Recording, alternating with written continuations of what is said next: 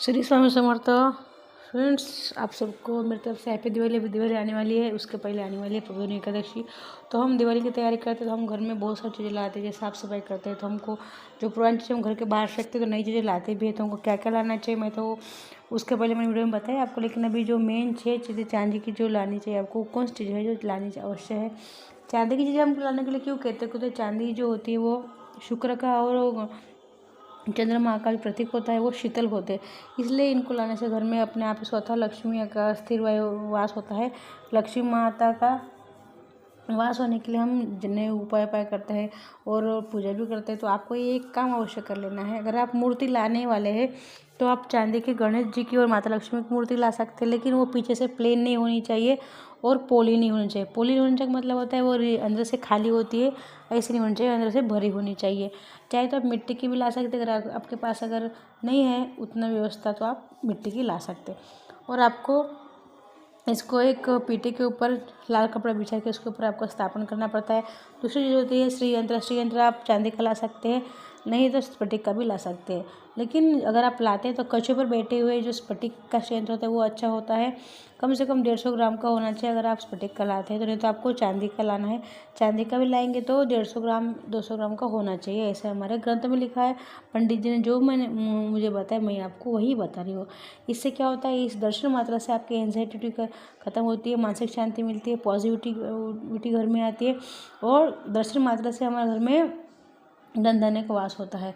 तो ये आई जो अगर चांदी की लाएंगे आप स्फटिक की लाएंगे, अगर आप चांदी की लाएंगे तो 11 साल तक असर दिखाता है। किस मुहूर्त पर लाना है, अगर आपको लाना है दिवाली पर ला सकते हैं, अक्षय तृतीया पर ला सकते हैं, धनतेरस पर ला सकते हैं, पूर्णिमा पर ला सकते हैं, गुप्त नवरात्र भी ला सकते हैं। इस दिन अवश्य लाइए, जितना बड़ा होगा उसका उतना अच्छा हमको फ़ायदा मिलता है। क्यों, तो उसके जो अक्षर होते हैं वो क्लियर होते हैं, इसलिए स्फटिक का ऐसा कहा गया है। तो सुन लीजिए। दूसरा और तीसरी हमको चीज़ लानी है लक्ष्मी माता के चरण पादों जिसमें चिन्ह होते हैं। इसमें 16 या कुछ 30 ऐसे चिन्ह होते हैं, अलग अलग टाइप की आती है। कुछ में 16 चिन्ह होते हैं, कुछ में 15, कुछ में 30 ऐसे चिन्ह होते हैं, जो दोनों मिला के 30 होते हैं। इस प्रकार से देख लीजिए। और इसमें माता लक्ष्मी का अस्थायी रूप से वास होता है। स्वस्तिक लाइए चांदी का, मुख्य द्वार पर आप उसको लगाना है। मुख्य द्वार पर लगा ऐसे लगाइए कि कोई ले ना जाए, इसे चिपका दीजिए, उसको अंदर फिट कर दीजिए, फिक्स कर दीजिए, कोई आप निकाल के ना ले जाए। और चांदी के आप 2 बर्तन ला सकते हैं, जिसमें एक गिलास, एक प्लेट और छोटे चमचे। इसको खाने से क्या होता है, इसको खाने से हमारे ऊपर राहु का असर नहीं होता। अगर हम इस चांदी के गिलास में, प्लेट में अगर हम खाते हैं तो अगर हम किचन में बैठ कर खाएंगे तो हमारे अंदर राहु को भी प्रवेश नहीं करवाएगा। एक उपाय है राहु को हमारे लाइफ से ख़त्म करने के लिए, हमारे जीवन से समाप्त करने के लिए। और एक हमको क्या लाना, और उनको लाना है सिक्का लाना है चांदी का, जिसको केसर का और चंदन का लेप करके हमारे तिजोरी में रखना है, जिससे हमारे घर में कभी भी धन की कमी नहीं होगी, धन की वर्षा होती रहेगी।